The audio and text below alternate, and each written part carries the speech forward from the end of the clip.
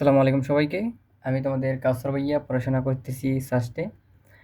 তো আজকে তোমাদের সামনে আইসিটি তৃতীয় অধ্যায়ের একটি এমসিকিউ নিয়ে উপস্থিত হয়েছি।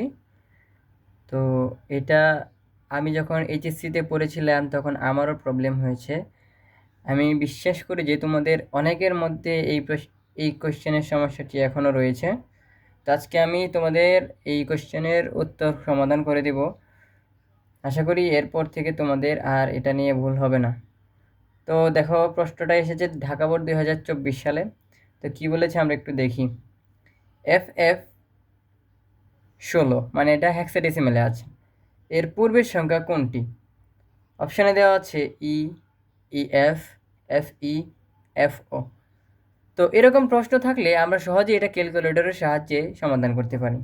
তো প্রথমত আমরা ক্যালকুলেটরটি নিয়ে নেব।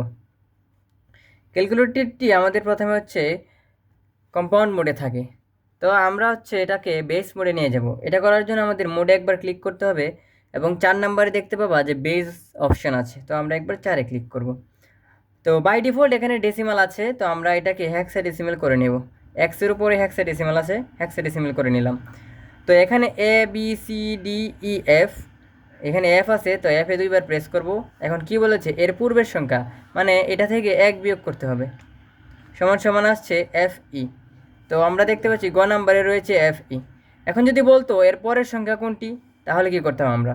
তো সেম কাজ, এখানে মাইনাসের জায়গায় শুধু প্লাস হতো, তখন উত্তরটি হতো 100। তো যেহেতু FF এর পূর্বের সংখ্যাটি বলেছে এবং আমরা ক্যালকুলেটরের সাহায্যে এটি বের করেছি এবং এর উত্তর হয়েছে FE, সুতরাং গ নাম্বার হচ্ছে সঠিক উত্তর। আশা করি তোমাদের পরবর্তী থেকে আর এটা ভুল হবে না।